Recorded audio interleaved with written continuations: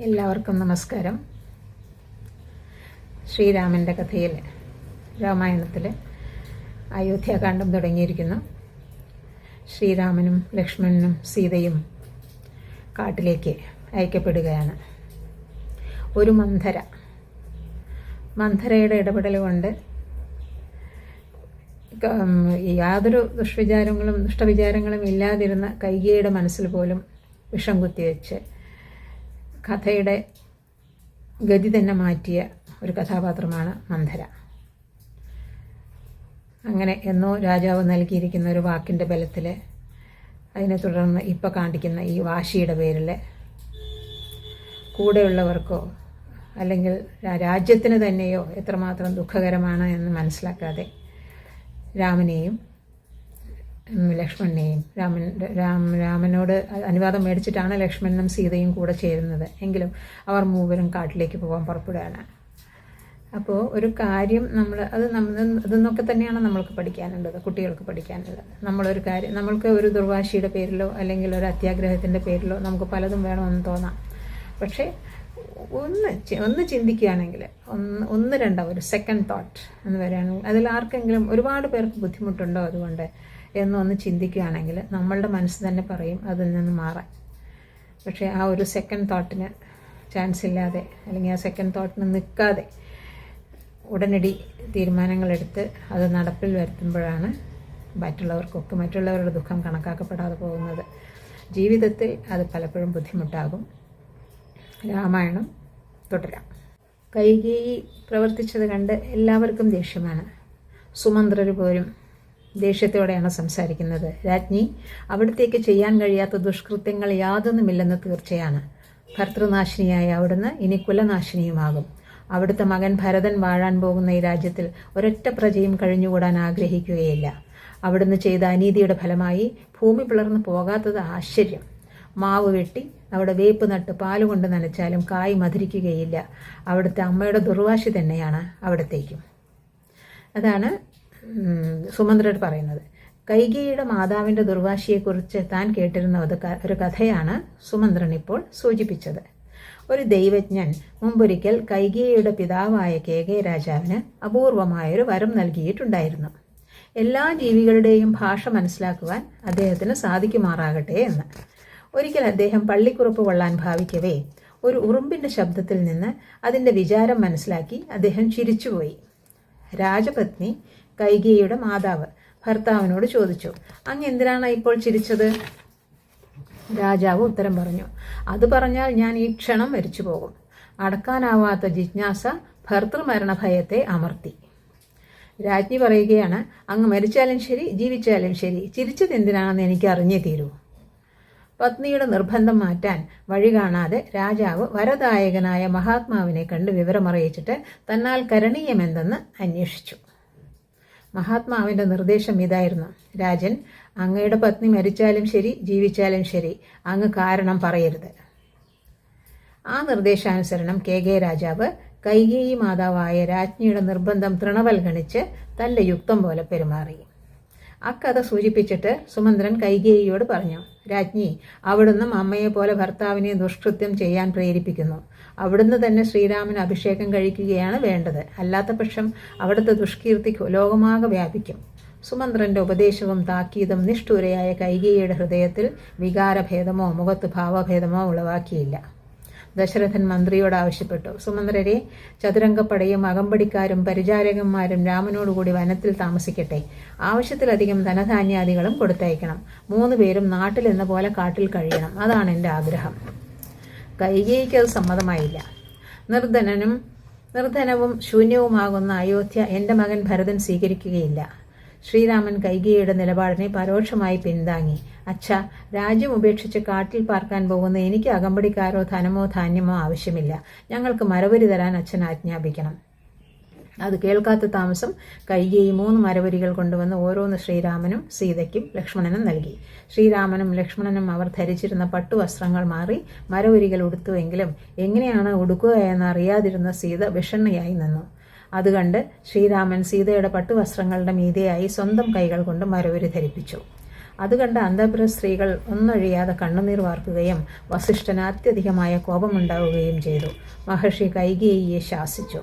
ദുഷ്ടേ, മഹാരാജാവിനെ ദ്രോഹിച്ചിട്ടും നിനക്ക് മതിയായില്ല അല്ലേ? രാമന് മാത്രമാണ് നീ വനവാസം നിർദ്ദേശിച്ചിട്ടുള്ളത്, സീതയ്ക്കില്ല. സാധാരണയായി ധരിക്കാറുള്ള വസ്ത്രാഭരണങ്ങളോടുകൂടി സീത രാമനെ അനുഗമിക്കണം. ദശരഥനും അതേ അഭിപ്രായമായിരുന്നു. കൈകേയി, എന്തു കുറ്റമാണ് സീത നിന്നോടാകട്ടെ മറ്റാരോടെങ്കിലും ആകട്ടെ ചെയ്തിട്ടുള്ളത്? അവൾ മരവരി ഉടുത്തുകൊണ്ടല്ല, മറിച്ച് സർവാഭരണ വിഭൂഷിതയായി പട്ടുവസ്ത്രങ്ങൾ ധരിച്ചു വേണം വനത്തിലേക്ക് പോകുവാൻ. അതിൽ മാത്രമല്ല, നീ നരകത്തിൽ പതിക്കുവാൻ ഭാവിക്കുകയാണ്. കൗസല്യ കരഞ്ഞുകൊണ്ട് സീതയെ ആശ്ലേഷിച്ച് ഇടറുന്ന സ്വരത്തിൽ പറഞ്ഞു. സീതേ, ദുർനടപടിക്കാരികളായ ചില സ്ത്രീകൾ അപകർഷമുണ്ടാക്കുന്ന ഭർത്താക്കന്മാരെ ഉപേക്ഷിച്ചെന്ന് വരാം. നേരെ മറിച്ച് സുശീലകളായ സാധ്വികൾക്ക് ഭർത്താവ് തന്നെയാണ് എല്ലാറ്റിലും മീതെ. നിനക്കാണെങ്കിൽ ദരിദ്രനായാലും ശരി, ധനികനായാലും ശരി, നിന്റെ ഭർത്താവ് തന്നെയാണ് ദൈവം. ശ്വശ്രുവിൻ്റെ ഉപദേശത്തെ മാനിച്ചുകൊണ്ട് സീത പറഞ്ഞു. അമ്മേ, ഞാൻ ഭർത്തൃശുശ്രൂഷാവിധി നല്ലപോലെ അറിയുന്നവളാണ്. ചന്ദ്രനിൽ നിന്ന് പ്രഭ മാറുകയില്ല, കമ്പിയില്ലാതെ വീണമീട്ടാൻ വയ്യ, ചക്രം കൂടാതെ തേരോടുകയില്ല, അതുപോലെ ഭർത്താവിനെ കൂടാതെ ഞാനില്ല. ശ്രീരാമ നിർദ്ദേശം അനുസരിച്ച് പെറ്റമ്മയായ സുമിത്രയോട് യാത്ര പറയാനായി ലക്ഷ്മണൻ ഒരുക്കമായി. തന്റെ കാൽക്കൽ നമസ്കരിച്ച പുത്രനെ പിടിച്ചെഴുന്നേൽപ്പിച്ച് സുമിത്ര പറഞ്ഞു. ലക്ഷ്മണ, വനവാസത്തിനായി ജന്മമെടുത്തിട്ടുള്ളവനാണ് നീ. ഉന്നതിയിലായാലും താഴ്ചയിലായാലും രാമൻ തന്നെയാണ് നിനക്ക് സർവസ്വം. നിന്നെ സംബന്ധിച്ചിടത്തോളം രാമൻ ദശരഥ മഹാരാജാവാണ്, സീത മാതാവാണ്, വനം അയോധ്യയാണ്. യഥാസുഖം പോയിക്കൊള്ളൂ. രാമായണത്തിലെ ഏറ്റവും പ്രധാനപ്പെട്ട ശ്ലോകം ഏതാണ് എന്നൊരു ചോദ്യമുണ്ടെങ്കിൽ അത് ഈ ശ്ലോകമാണെന്നാണ് പറയുന്നത്.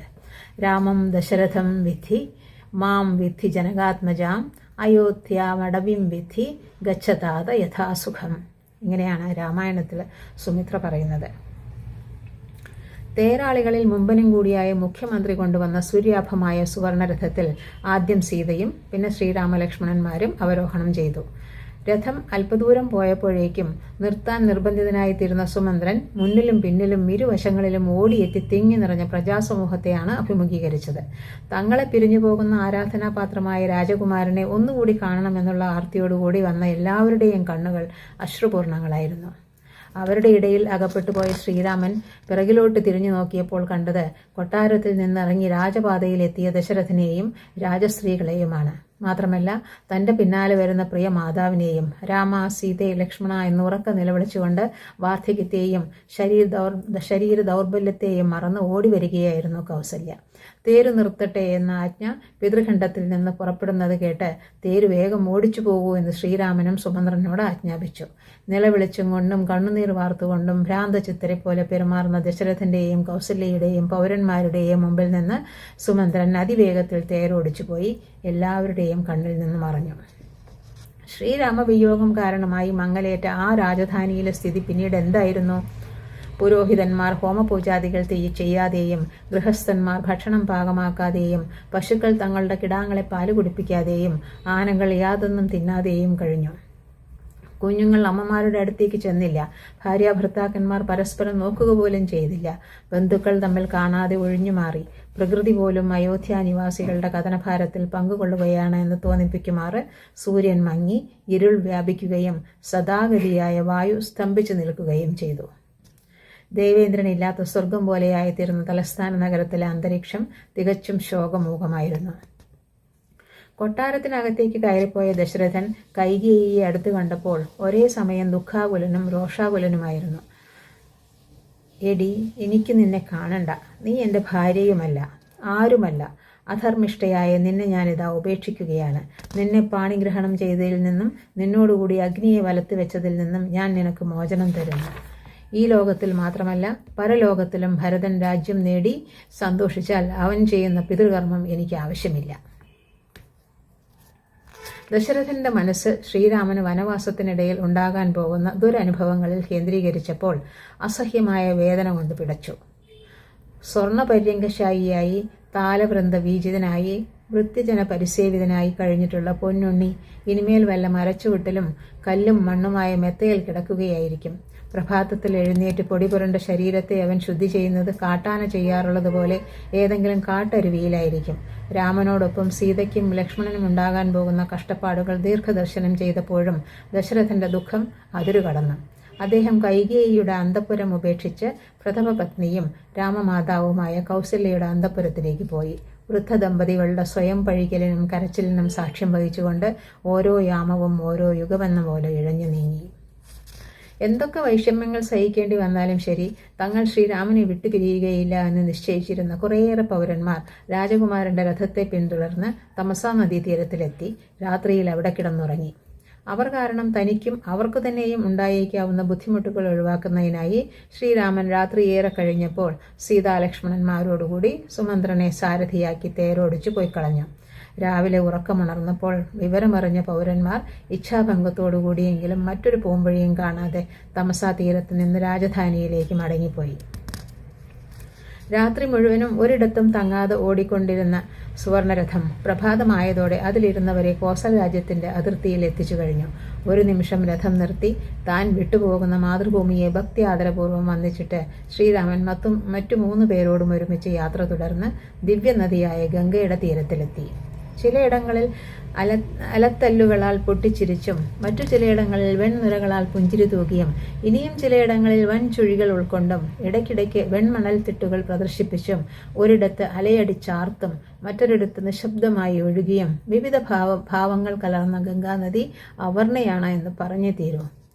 നദീതീരത്ത് ഒരു ഓടൽ വൃക്ഷത്തിന്റെ ചുവട്ടിൽ വിശ്രമിക്കുന്നതിനായി ശ്രീരാമൻ തിരഞ്ഞെടുത്ത സ്ഥലം സ്ഥപതി എന്ന സ്ഥാനപ്പേരോടുകൂടിയുള്ള ഗുഹൻ എന്ന രാജാവിന്റെ അധികാര പരിധിയിൽ ഉൾപ്പെട്ടതായിരുന്നു. ശ്രീരാമനും മറ്റും വന്നിട്ടുണ്ട് എന്ന വർത്തമാനം ലഭിച്ചയുടനെ ആരാധകനും നിഷാദ വംശജനുമായ ഗുഹൻ ഓടിയെത്തി ശ്രീരാമനെ ഗാഠാലിംഗനം ചെയ്ത് ഹൃദയപൂർവമായ സ്വാഗതമേകി. എന്റെ രാജ്യമായ ഈ ശൃംഗിവേരത്തെ അങ്ങ് അയോധ്യയായി കരുതണം. ഞങ്ങളെല്ലാം അങ്ങയുടെ ഭൃത്യന്മാരാണ്. അങ്ങ് ഞങ്ങളുടെ രാജ്യം വാണരുളണം. ശ്രീരാമൻ നിഷാദ രാജാവിനെ മാറോട് ചേർത്ത് തഴുകിയിട്ട് പറഞ്ഞു, ഗുഹ, നിന്നെ കാണാൻ സാധിച്ചത് എൻ്റെ ഭാഗ്യമാണ്. മരവരിയുടുത്തും കായും കനിയും തിന്ന് കാട്ടിൽ കഴിയുകയാണ് എൻ്റെ കർത്തവ്യം. ആ സ്ഥിതിക്ക് ഞാൻ ദാനം വാങ്ങുകയില്ല. എന്നാൽ എൻ്റെ രഥത്തിൽ പൂട്ടിയ കുതിരകൾക്കുള്ള തീറ്റയും വെള്ളവും ഞാൻ സ്വീകരിക്കാം. ഗുഹന്റെ നിർദ്ദേശാനുസരണം അനുചരന്മാർ കുതിരകൾക്ക് ഒന്നാന്തരം തീറ്റയും നിർമ്മല ജലവും നൽകി. 3 നേരത്ത് ശ്രീരാമൻ പ്രാർത്ഥനാദികൾ കഴിച്ച് ലക്ഷ്മണൻ കൊണ്ടുവന്ന വെള്ളം മാത്രം കുടിച്ച് മരച്ചുവട്ടിൽ സീതയുടെ അരികിലായി നിലത്ത് കിടന്ന് നിദ്ര പൂണ്ടു. ലക്ഷ്മണനും ഗുഹനും അംഗരക്ഷകന്മാരുടെ ചുമതല സ്വയം ഏറ്റെടുത്ത് വില്ലും പിടിച്ച് ഉറങ്ങാതെ നിലകൊണ്ടു. അയോധ്യാധിപതിയായി സർവ്വാഡംബരങ്ങളോടും പ്രൗഢിയോടും കൂടി വിരാജിക്കേണ്ടതായ ശ്രീരാമൻ ഇപ്പോഴിതാ വൃക്ഷമൂലത്തിൽ വെറും തറയിൽ കിടന്നുറങ്ങാൻ ഇടയാക്കിയ വിധിവൈപരീത്യം കണ്ട് ഇരുവരും താപാർത്തരായി. പ്രഭാതത്തിൽ ഗുഹൻ ശ്രീരാമനും സീതയ്ക്കും ലക്ഷ്മണനും ഗംഗാനദി തരണം ചെയ്യാനൊതുങ്ങുന്ന തോണി തയ്യാറാക്കിക്കൊണ്ടുവന്നു. ഇനി താൻ അയോധ്യയിലേക്ക് മടങ്ങിപ്പോകണമെന്ന നിർദ്ദേശം ശ്രീരാമനിൽ നിന്നും കിട്ടിയപ്പോൾ സുമന്ത്രൻ തരളിതനായി കണ്ണീരൊഴുക്കി തുടങ്ങി.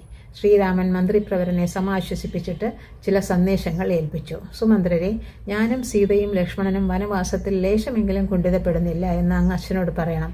അമ്മമാരെ ഞങ്ങളുടെ പ്രണാമം അറിയിക്കണം. ഭരതനോട് ആവശ്യപ്പെടണം അച്ഛൻ്റെ ആജ്ഞകൾ ഒരിക്കലും ലംഘിക്കരുതെന്ന്. ശ്രീരാമൻ ആവശ്യപ്പെട്ടതനുസരിച്ച് ഗുഹൻ വരുത്തിയ പേരാലിൻ പാൽ ഉപയോഗിച്ച് തലമുടി ജടയാക്കിയപ്പോൾ ഇരുവരും തേജോമയരായ ഋഷികുമാരന്മാരെ പോലെ കാണപ്പെട്ടു. ആദ്യം ദിവ്യനദിയായ ഗംഗയെ വന്ദിച്ചിട്ട് ശ്രീരാമൻ സുമന്ത്രർക്കും ഗുഹനും വിട നൽകി. സീതയെയും ലക്ഷ്മണനെയും തോണിയിൽ കയറ്റി താനും കയറി. തോണി നദീമധ്യത്തിലെത്തിയപ്പോൾ സീത പ്രാർത്ഥിച്ചു, ഗംഗാദേവി, എൻ്റെ ഭർത്താവ് 14 വർഷത്തെ വനവാസത്തിനു ശേഷം എന്നോടും ലക്ഷ്മണനോടും കൂടെ അയോധ്യയിൽ സുഖമായി തിരിച്ചെത്താൻ അനുഗ്രഹിക്കണമേ. അപ്പോൾ ഞാൻ അവിടത്തേക്കായി വിധിപ്രകാരമുള്ള പൂജകളും ദാനങ്ങളും പുണ്യകർമ്മങ്ങളും ചെയ്തുകൊള്ളാം. ശ്രീരാമനും സീതയും ലക്ഷ്മണനും ഗംഗാനദി കടന്ന് മറുകരയിലെത്തി നിലത്തിറങ്ങിയപ്പോൾ പ്രവേശിച്ചത് ഘോരാരണ്യത്തിലായിരുന്നു. ലക്ഷ്മണൻ മുമ്പിലായും സീത നടുവിലായും ശ്രീരാമൻ നടുവിലായും നടന്ന് വളരെ ദൂരം പിന്നിട്ടപ്പോൾ ഗംഗാ കാളിന്തി സംഗമസ്ഥാനത്ത് സ്ഥിതി ചെയ്യുന്ന ഭരദ്വാജാശ്രമത്തിന്റെ പരിസരത്തിൽ എത്തിച്ചേർന്നു. ഭരദ്വാജ മഹർഷി 3 അതിഥികളെയും യഥാവിധി സൽക്കരിച്ചിട്ട് ഒരു ക്ഷണമേകി. രാമ, അങ്ങയുടെ ആഗമനം വളരെ നാളായി പ്രതീക്ഷിച്ച് കഴിയുകയായിരുന്നു ഞാൻ. നിങ്ങൾ 3 പേർക്കും ഇവിടെ താമസിക്കാം. എനിക്കതിൽ സന്തോഷമേ ഉള്ളൂ. ശ്രീരാമൻ ഒരു വൈഷമ്യം ചൂണ്ടിക്കാട്ടി. മഹർഷി, അയോധ്യയിൽ നിന്നും വളരെ ദൂരമല്ല ഇവിടേക്ക്. ഞങ്ങൾ ഇവിടെയുണ്ടെന്നറിഞ്ഞ് അനേകം ആളുകൾ വന്നുകൊണ്ടിരിക്കും. അതെൻ്റെ വനവാസത്തിന് ബുദ്ധിമുട്ടുണ്ടാക്കും. അങ്ങ് ഞങ്ങൾക്ക് മറ്റൊരു വാസസ്ഥാനം പറഞ്ഞു തരണം. ഭരദ്വാജന് സമ്മതമായി. രാമ, 10 നാഴിക ദൂരെ ചിത്രകൂട പർവ്വതമുണ്ട്. മഹർഷീശ്വരന്മാർ തപസ് ചെയ്തിട്ടുള്ള പുണ്യപ്രദേശമാണ് അവിടം. നിങ്ങൾ 3 പേർക്കും ഇവിടെയല്ലെങ്കിൽ ചിത്രകൂടത്തിൽ സുഖമായി താമസിക്കാം. ശ്രീരാമലക്ഷ്മണന്മാരും സീതയും അന്ന് രാത്രി ഭരദ്വാജാശ്രമത്തിൽ തങ്ങിയിട്ട് പ്രഭാതത്തിൽ മഹർഷി കാണിച്ചു കൊടുത്ത വഴിയിലൂടെ സഞ്ചരിച്ച് കാളിന്ദി നദിയുടെ കരയിലെത്തി. ലക്ഷ്മണൻ പാഴ്മരങ്ങൾ ചേർത്ത് കെട്ടി ഉണക്കമുളകളും ആറ്റുവഞ്ചിക്കൊമ്പുകളും ഞാവൽ കൊമ്പുകളും ഉപയോഗിച്ച് ഒരു ചങ്ങാടമുണ്ടാക്കി. ആയുധങ്ങൾ, സീതയുടെ വസ്ത്രാഭരണങ്ങൾ മുതലായവ ചങ്ങാടത്തിൽ വെച്ച് 3 പേരും ആ യാനപത്രത്തിൽ കയറി കാളിന്ദി നദിയുടെ മറുകരയിലെത്തി. അവിടുത്തെ വനത്തിലൂടെ മുമ്പോട്ട് പോയി വാൽമീകി മഹർഷിയുടെ ആശ്രമം സ്ഥിതി ചെയ്യുന്ന ചിത്രകൂടത്തിൽ അവർ പ്രവേശിച്ചപ്പോൾ ദൈവജ്ഞനായ മഹർഷി പൊങ്കവൻ അവർക്ക് സ്വാഗതമരുളി. അദ്ദേഹത്തിൻ്റെ നിർദ്ദേശാനുസരണം അടുത്തൊരിടത്ത് ലക്ഷ്മണൻ കെട്ടിയുണ്ടാക്കിയ പർണശാലയിലായി 3 പേരുടെയും താമസം. ഇനി നമുക്ക് ചിത്രകൂടത്തിൽ ശ്രദ്ധ അയോധ്യയിലേക്ക് താൽക്കാലികമായി തിരിച്ചുവിട്ട് അവിടുത്തെ സ്ഥിതിഗതികൾ മനസ്സിലാക്കാം. നിർജ്ജനമായ തെരുവിലുകളിൽ കൂടി തേരോടിച്ച് കൊട്ടാരത്തിലേക്ക് പോകുന്ന സുമന്ത്രരെ കണ്ട് ആളുകൾ വീടുകളിൽ നിന്നും പുറത്തിറങ്ങി അദ്ദേഹത്തിൻ്റെ ചുറ്റും കൂടി ശ്രീരാമാദികളെക്കുറിച്ച് അന്വേഷിച്ചു.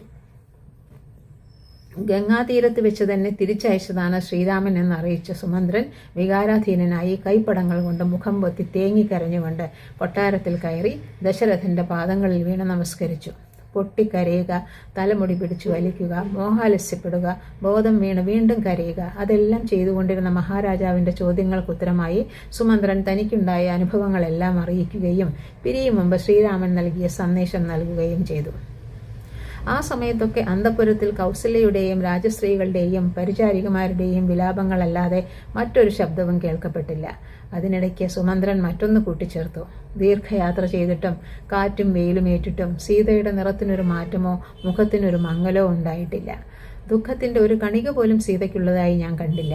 ശ്രീരാമനും ലക്ഷ്മണനുമോ യാതൊരു അഴലും കൂടാതെ പിതാവിൻ്റെ സത്യം പരിപാലിക്കുന്നു. അത്രയും കേട്ടതിൽ പിന്നെയും കരച്ചിലും പുലമ്പലും സ്വയം പഴിക്കലും എല്ലാം മുമ്പത്തെ പോലെ തന്നെ അവിരാമമായി തുടർന്നുപോയി. ദുഃഖാധിക്യത്താൽ മനോനിയന്ത്രണം വിട്ടുപോയ കൗസല്യ ഭർത്താവിനെ കുറ്റപ്പെടുത്തി. അവിടുന്ന് കാരണം ഞാനും രാജ്യവും നശിച്ചു. 2 പേർ മാത്രം ആഹ്ലാദിക്കുന്നു, അവിടുന്നും കൈകേയിയും. പത്നിയുടെ കുത്തുവാക്കുകൾ ശൂലങ്ങൾ എന്ന പോലെ ദശരഥന്റെ ഹൃദയത്തെ വേദനിപ്പിച്ചു. അദ്ദേഹം പറഞ്ഞു, കൗസല്യേ, ഞാനിതാ തൊഴുകൈയോടെ നിന്നോട് അപേക്ഷിക്കുകയാണ്. നിനക്ക് എന്നിൽ കനിവുണ്ടാകണമേ. ശത്രുക്കളിൽ കൂടി ദയവുള്ളതാണല്ലോ നീ. എന്നോട് ഇമ്മാതിരിയുള്ള വാക്കുകൾ പറയരുത്. അത്രയും കേട്ടപ്പോൾ കൗസല്യയുടെയും ധർമ്മബോധവും പാതിവൃത്യ മാഹാത്മ്യവും ഞെട്ടിയുണർന്നു. രാജ്ഞി പറഞ്ഞു, നാഥ, അങ്ങ് എന്നോട് യാചിക്കുകയാണോ? ക്ഷമിക്കാനാവാത്ത അപരാധമാണ് ഞാൻ ചെയ്തിരിക്കുന്നത്. ഞാനിതാ അങ്ങയുടെ പാദം പിടിച്ച് ക്ഷമായാചനം ചെയ്യുന്നു. പുത്രശോകം സഹിക്കാനാവാതെ ഞാൻ എന്തൊക്കെയോ പുലമ്പിപ്പോയി. അത് അങ്ങ് മറക്കുകയും പൊറുക്കുകയും ചെയ്യണം. ശ്രീരാമൻ സീതയോടും ലക്ഷ്മണനോടും കൂടി വനവാസത്തിന് പോയതിൻ്റെ 6ാം ദിവസം അർദ്ധരാത്രി സമയത്ത് ദശരഥൻ കൗസല്യയോട് അതിപ്രധാനമായൊരു കാര്യം പറഞ്ഞു. ആരായാലും ശരി, കർമ്മഫലം അനുഭവിച്ചേ കഴിയൂ. തേന്മാവ് വെട്ടിക്കളഞ്ഞ് പലാശം നനച്ച് വളർത്തുന്നതിനൊപ്പമാണ് എൻ്റെ പ്രവൃത്തി. ഞാൻ യൗവനകാലത്തൊരു ദുഷ്കൃത്യം ചെയ്യുകയുണ്ടായി. അതിൻ്റെ ഫലമാണ് എനിക്കിപ്പോൾ അനുഭവിക്കേണ്ടി വന്നത്. തുടർന്ന് ദശരഥൻ ആ അനുഭവകഥ കൗസല്യയെ കേൾപ്പിച്ചു. അത് അടുത്ത ദിവസം കേൾക്കാം.